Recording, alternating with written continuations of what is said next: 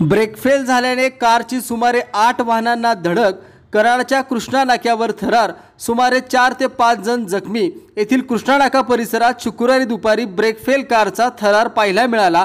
Eco गाडीचा brake fail झाल्याने गाडी कंट्रोल करताना हा प्रकार घडला। यामध्ये 2 रिक्षा, 3 दुचाकीसह अन्य वाहनांना इको गाडीची धडक बसली। यामध्ये रिक्षातील प्रवासी व दुचाकीवरील वाहनधारक जखमी झाले।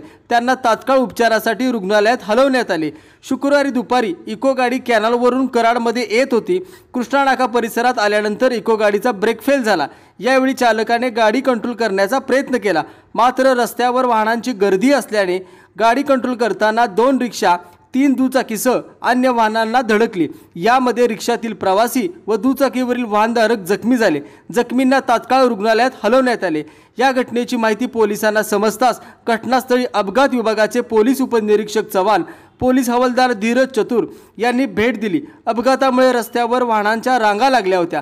पोलिसांनी नागरिकांच्या मदतीने रस्त्यातील वाहने क्रेनच्या सहाय्याने बाजूला करून रस्ता वाहतुकीसाठी खुला केला आहे। मुक्तागिरी न्यूजसाठी सुरेश पवारसह सुहास बाबर, कराड।